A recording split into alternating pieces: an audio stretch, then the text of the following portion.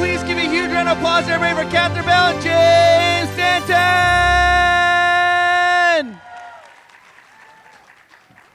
Are we on the same side? Yes. Okay, good. I was wondering.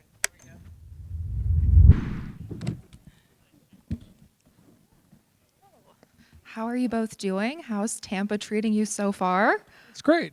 Yeah, it's home for me, so Oh, I just so came right over at the home. causeway. I know, right? Nice. Yeah, this is nice. Very good. Well, I'm going to kick things off with a few questions, and then I see we already have some fans lined up to talk with you as well. Good. I'm a huge fan of The Good Witch. I've been watching it since that first movie in 2008. And I love so much that it kind of redefined the Hallmark Channel in a lot of ways. It kind of broke free from just being like the Christmas channel. And I'm wondering for both of you, what was it like being part of a show for so long? And for you, I mean, it was like 13 years. Yeah, I mean, it was an incredible experience. We did one movie. We thought it was just going to be one movie, little old thing called The Good Witch, and people liked it and responded. And we did another one, another one, another one. I think we did 7, one a year. And then when I think I was on Army Wives at the time, and that ended, and they said, "You want to turn it into a series?" And we got to bring this guy on, and we went for another 7 years, which was amazing. Yeah, I was late to the party. Yeah, it was fun because I was familiar with the movies and, of course, knew Catherine's career. And then when they decided to make it a series and just called me out of the blue, I was really surprised. And, yeah, I said yes pretty fast. So, yeah, in a good 7 years. Yeah, excellent. And Catherine, for you, you also executive produced on this series, and I'm curious, like, what kind of producer are you? Or how hands-on? Mean, very mean. I'm Evil. tough. Evil. Get that guy out of his trailer. Jeez. Oh, she's the worst. I know. No, it's funny because it's more just like you have creative input at that point, so you have some say in it. Like we had to recast the husband, Chris Potter, who was lovely but not available. He was on another show at the time, and it worked out great because we got to bring James on, and we had, make out with him, which is just like, oh. Except during COVID. Oh, yeah. They wouldn't let us kiss. That sucks. Dang. That really sucks. Worst year ever. Well, they did. We got to, kiss twice in the whole season. Closed And mouth. and you had to do an instant, what do they call those? Rapid test. Rapid test. A rapid test right before the scene. So it's so romantic. Yeah. Because we're like about to kiss. They would stop. We'd go over and stick the thing up our noses. And then wait. Gargle for with literally wait Listerine. the 15 minutes for the Yeah. results. Oh. And then action. No, and jump in gargle there. with Yeah. Listerine and all this other stuff. And Crazy. We were very lucky we got to shoot right through it. And a lot of people, of course, lost their jobs or couldn't work at all. And we were very fortunate. Very nice. And I know when the series ended, it kind of felt final, but I am curious to know, is it final forever or maybe somewhere down the line, maybe something, another movie, a little follow-up? And if there was, what storylines would you like to see kind of continue on? Burning question. Now, there's been so much talk about bringing it back. And mostly from us. Yeah, mostly from us. But no, we've actually, a little bit, we've been trying.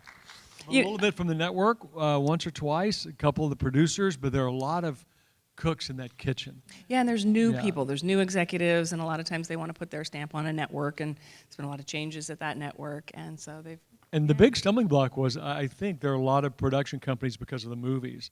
There's Whiz Bang, there's Hallmark, there's ITV. There are a lot of people that had to sign off, and so we couldn't get all the moving parts together because the cast basically said we would show up and do it for free. Because we still text each other. We're all the nicest people I've ever worked with. So everybody's willing to do it. It's just a matter of the logistics. And we might still. There could still be a movie. I don't think it would come back as a series, but a movie, no, a Halloween movie movie. for sure. Yeah. And there was talk about, because at the end we're going to travel the world. Right. And there was talk about I heard a plot line about Sam and Cassie and maybe only a couple of the other people from Middleton doing something. But we're going to film it in, that was loud. We're going to film it in Winnipeg, as we always joke. Of course, yeah. The entire world looks like Winnipeg. Winnipeg. And you did both get to do a Hallmark movie together here recently as well. It came out in 2024, I believe, and Yeah, we did two. Yeah, that's right, too. Cherry Cherry Lane. Lane Yeah. movies. Yeah, it was fun. And it was fun to play different characters. Yeah. And we still got to make out. I know. We a just little keep bit. making out. Well, the Hallmark make out. It's like pretty tame. But yeah, it was fun to play different characters because my character in the movies, if anybody saw the Cherry Lane movies, is so goofy, which is fun because Sam Radford couldn't be less goofy. So you were very sort of similar in that you were kind of the rock of the movies as well. There's a pattern there. You're always sort of the grounded, good actor, and then there's the rest of us. I love that. Are you both ready for some fan questions? Yes. Microphone's right here. And our first one, what is your name? Hey, we know you. You know me, I'm Hiva. I got roped into asking you guys a question. So I'm gonna actually follow up with the Good Witch thing. If you were to do a movie or like a spin-off, what storyline would you guys like to see for it?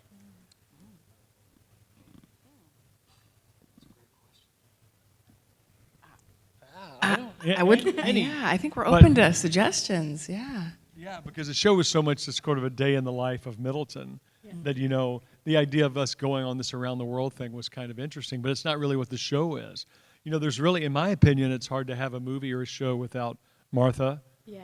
or without Abigail, or, you know, there's so many great characters, and Middleton is so much the show. So that's what I wasn't crazy about. Any idea that took us out of Middleton, I think, Right. might be tougher. So because it's such an ensemble, right? I mean, it's about the town. Yeah. And the family. If you were to, oh, sorry, last question. If you had, like, if there was a way to do it, how would, like, I know there's all the different production companies, but is there a way to do, like, a spin-off, or would you still have to get rights for that as well? You would have to. Yeah. They own it. Yeah. Oh, okay. Yeah, unfortunately, because we just do it ourselves. With an iPhone. You know, my ring light. I guess. Yeah, we would. Yeah. But no, everybody has to sign off, and you can imagine. I mean, that's what's so tough about it. Yeah. But we haven't given up yet because there's still conversations about a movie. But yeah, Thank you. We'll see. Yeah, thanks for wanting one. Yeah, those are great questions. Next up.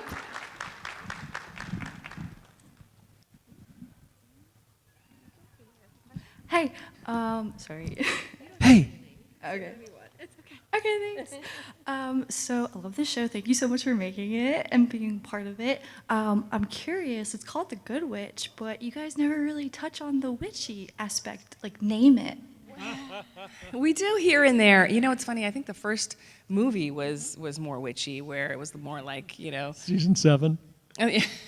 Then we became the Very witchy in Avengers. season 7. I don't know what happened. You're right. there. There wasn't much witchiness. It wasn't like bewitched. No, it definitely wasn't. It was implied in the beginning, and then I think Hallmark, maybe again another change of the people that were running the network, maybe worried about that being too witchy, and then they pulled that back. But then I just became someone who gave people chamomile tea and a nice candle Nice. to use in the bath. It's like, wait a minute, what are we doing? I think the writers and maybe the network was a bit confused here and there. But yeah, it would have been nice to be a little more witchy. I thought it was cool because I have some family in Georgia who are a little bit scared of witches or something. So I felt like it was nice because it invited lots of different people in to watch it, I guess, you know, the intuitive witch kind of. Yeah, and I kind of liked, and I heard other people say that it was not on the nose. Like it's Good Witch, and then you watch the show, and it's not what you expect. Yeah. So there's something to that too. But there were a lot of storylines where you were almost clairvoyant, where you just sort of had a sixth sense. Intuition. Yeah, an intuition, for yeah. sure. Okay, and last question. Would you say that your cousin in the show, she was like maybe a chaos magic witch? A what? Like a chaos magic witch? Oh, wait, a what? Chaos. Chaos, 'cause she kind of Chaos. brought, Oh, yes. In the movie, 'cause We in called her movie the Bad she actually Witch. had voodoo dolls. It was I Yeah. mean, the movie was dark. Yes. Compared to the series. That's what I'm saying. We had some movies or part seasons where it was more witchy and some where it was less. But yeah, she had voodoo dolls and casting spells and. Yeah. Thank you. Yeah, That's thank you. great. Thanks. Next up.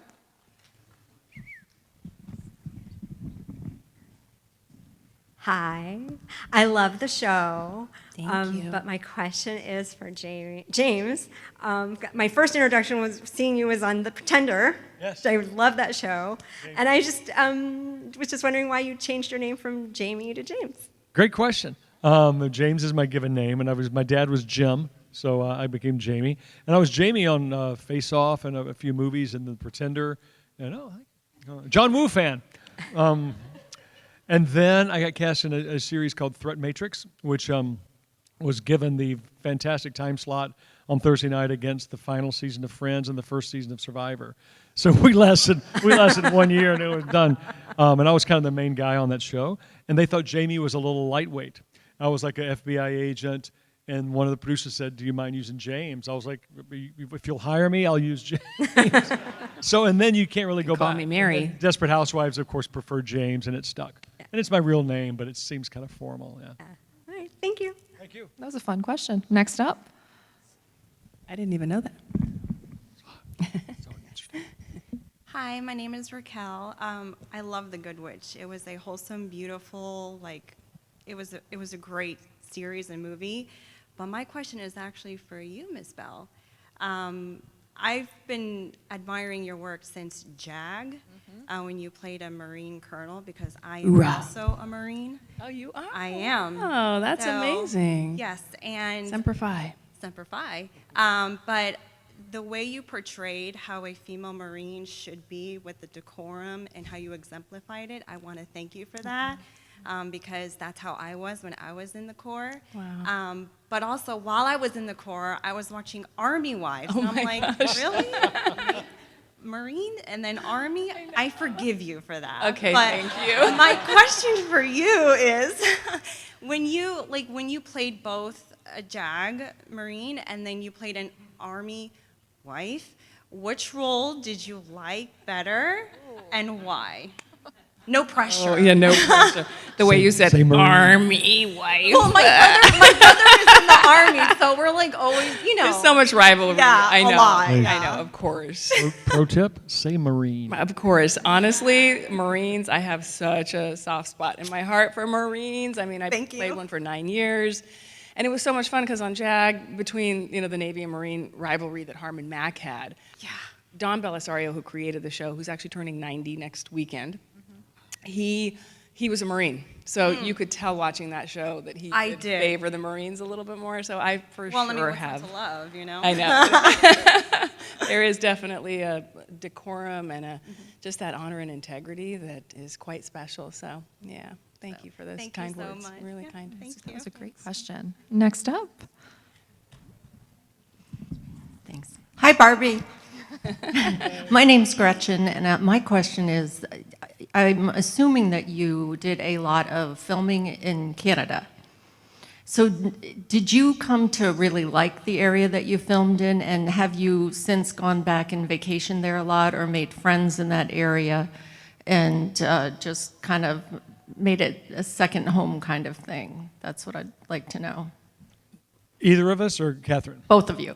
Yeah, I've only been back a couple of times, but friends, I mean, the cast, we've all stayed friends. I'm very much in touch with all those guys, and they're mostly in Toronto. We shot in Toronto almost exclusively, except our location's right in Hamilton, if anybody knows the area, in Dundas. And I did kind of fall in love with it, and I miss it a lot, but I'm in LA, so there's not much reason to go there. But we were there for 7+ years, so yeah, you get attached. Yeah. Yeah, it's so beautiful. And I did the 7 movies before, so I was always in Toronto.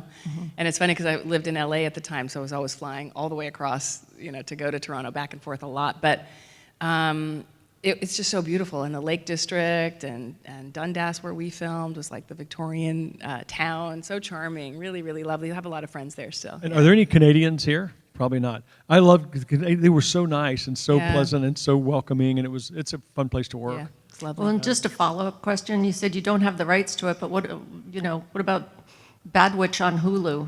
There you go. Something like that. Thank you Like so it. much. I like it a lot. Love the show. Thank you. It was a very fun question. Next up. Hey, what's up, James? Hey, how you doing? So, how was your work with the ladies of the show? With the Desperate Housewife. Desperate Housewives? Yeah. What's the question? Yeah. So, how was your work with all that ladies? Estrogen? Yeah. Drama? The whole shebang. You know. It's funny. Not to spend too much time on that, but I appreciate the question. Obviously, Housewives was a life changer for me and my kids. But I kept getting asked questions by reporters at the beginning. So what's it like with all these women on set and all this, the cat fights? This is before it started. When the first got cast, and it's going to be weird, all those women. I was like, this is misogynist. I mean, what? So it's a show with a female cast. I mean, what do you think it's just going to be like, a constant cat fights? But it was. And it was like, oh, well, okay. I guess they knew. No, they were all wonderful people and, individually fantastic. But I felt like it was a little unfair to talk about it being very different being a female cast, but that tells you how unique it was back then because there weren't very many female-driven shows. But I found them all to be very lovely, still really good friends with Eva and Terry. I've lost touch with the others, but they're all very busy. But it was fun. We just didn't want to get killed. The men were just every year, we're like, okay, we made it one more year without getting killed, all 4 of the guys. So at the end, I finally got it in the end. But yeah, it was a great blessing. I actually have a follow-up question about Desperate Housewives because that was my first introduction to you. And I have a lot of friends who are watching it for the first time and rewatching it also. And a lot of us have talked about how it really pushed the boundaries at that time. And I don't necessarily know if that show could be made the same way today as it was then. And I'm curious, was there an awareness at all that it really was like a boundary-pushing show for the era? Yes, it was. And there was some cringingly uncomfortable for the actors. But the show knew what they were doing, and it wasn't out of an apathy or a coldness or lack of concern. For example, when Alfre Woodard was on the show and she had her son chained up in the basement, I read the script and I thought, that's what we're going to do? And then there was a scene where Eva Longoria was unhappy with her daughter because she thought she was overweight. So she made her run behind the car to school and wouldn't let her get in the door. And those kinds of things kind of make you... Yeah, I don't know if you would even. It's groundbreaking, but at the same time, it could be very offensive. Even though the Alfre Woodard thing was very separate, and with her, it gave it some gravitas. But yes, there were times where, as an actor, you just kind of cringe and go, "Well, all right, we'll see how this goes." But I don't think they would do much of that today. And I know they're still trying to make a spinoff for Wisteria Although it's still Lane. running. Yeah. So. Yeah. I mean, yeah. In fact, my daughter commented about that scene with Eva's character making her daughter run behind the car. She was like, I can't believe they got away with that. So yeah, it was certainly edgy. Yeah, definitely. I see we have another fan question right here. Hi, my name is Adriana. I was just wondering if there was a moment for both of you, just in life, that you could bottle up, like one moment. It doesn't have to be all your favorite moments, but a moment that you could just bottle up and keep. What would it be? A bunch of things came to my mind right away, and it's not just one, but a lot of moments with my kids, like when they first learned to talk, and like the really cute special moments of, having hot chocolate with them, and I don't know, just like making whatever art and stuff like that. Yeah, it's funny. I wondered if you meant professionally or personally, but it tells you a lot that both of us immediately went to personally, because mine was instantly which of my kids' births. Probably my daughter's birth. I have 2 kids. But that feeling is nothing like it, obviously. Professionally, it's like, just everything pales once you have kids, which is so great because I said when I finally had children, it takes the focus off of you. And in our career, you're worried about your photos and your image and getting the next job, and it's all me, me, me. And then you have your wife has a baby, and it's like everything changes, and it makes you a much more interesting, So deep, true. thoughtful person. so true. Right? So Thankfully, I did both, mean personally. yeah, Okay, good. Yeah, nice. it's easily the birth of both of my kids, which sounds corny, but anybody that's had children and remembers that experience is so mind blowing. And my son took 3 days almost to be born. But we tried to have him at home, and it just didn't work out, and had to go to the hospital. And that one was very memorable. But. I just wanted to say thank you for making Good Witch and having it available during COVID. A lot of us were stuck at home, obviously. You weren't, thankfully, because we were watching you. It was nice to have the upbeat show, and was able to show it with my mom, which was really nice during COVID. And I was just wondering if there's anything new on the horizon that you want to share, or can share, that's coming up that you're working on? I've been telling some of you at my table, I'm just developing a show, which is a slow process, and we're pitching it and trying to sell it, but it's something I'm very excited about. It's about volunteer firefighters in small town America. And a lot of people don't know this, but it's about 70% of America's firefighters are volunteers. So they're teachers, they're, mailmen, whatever they do, and when they get that call, they drop everything and go, whether it's a fire or a car accident or whatever other, EMT kind of thing. But so I'm working on that, but it's hopefully in the next, 6-8 months, we'll have something to announce on that. Yeah. And I don't. I'm kind of slowing down. I'm chasing a couple of theater things, which is always was my first love, which is how I ended up being an actor. So I'm trying to pursue some of that now. But yeah, that's about all I've got going on, which is I'm okay with at my age. going to follow up on that note because I love when actors talk about theater. And a question that I love asking is, obviously when you're at these cons, you're usually signing autographs for maybe one or two big projects that everybody's coming to see. But what project that have you worked on? Either maybe it's Good Witch, maybe it's a theater show, maybe it's something you did when you were in like community theater as a kid that had a profound impact on you that still kind of lingers inside of you. I did a movie called Grace Unplugged that was in theaters for a while. It was actually not on TV, and it was a father-daughter story about the girl was A.J. Michalka of Ally and A.J. was the lead, and it was a Christian movie, and she was like sings in the church and in the gospel choir or whatever, the worship choir, and she runs away to try to be Miley Cyrus and falls into a lot of the traps of dangerous Hollywood. And as a dad, I chase her out there. And I was a former rock star in the movie, and I try to get her back. And it's a really touching father-daughter thing, and it kind of stuck with me because my daughter's also a musician, and so yeah, that one's really fun if you're all interested in that storyline. It's called Grace Unplugged, but it's a sweet, sweet movie. Yeah, and I cried like a baby. And I used to not when I first early started acting, I couldn't make myself cry, and you're taught to never fake it. If you're not crying, don't cry. Don't pretend to cry, and do something else. And I never could, so I just always avoided those scenes. And as soon as I had kids, I can't not cry. Yes, I know. I cry in scenes I'm not supposed to cry in. It's really kind of frustrating. So that movie was the first time where I got to just let it go. And there's one scene where I'm just like gushing, and the director's like, it's a little much. Like, but it's just like my daughter.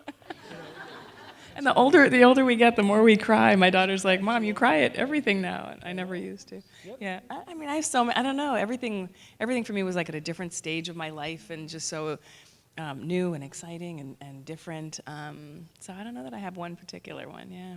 Very nice. I see we have one more fan question here. Hi. So my wife and I were able to visit Hamilton area earlier this year, actually, before Niagara Falls Comic Con, and absolutely beautiful area. Yes. Loved Hamilton. And so Kiana Teresa posted a video about the mouthwashing during COVID recently, which segues to this question. Good Witch was a groundbreaking series that featured Hallmark's first same-sex kiss with Joy and Zoe, Kat Burrell and Kiana Teresa. How do you think that made an impact on Hallmark and the network moving forward with LGBTQ representation? That's a great question, and is. it's a tough one too. Because everybody has very different heightened emotional reactions to that stuff. I say that stuff meaning anything progressive or anything new or groundbreaking. So that's a great question, but it's almost impossible for us to answer because as cast members, we saw it and thought, well, you know what? That's great to represent more people, and in fairness, if it's a good portrayal.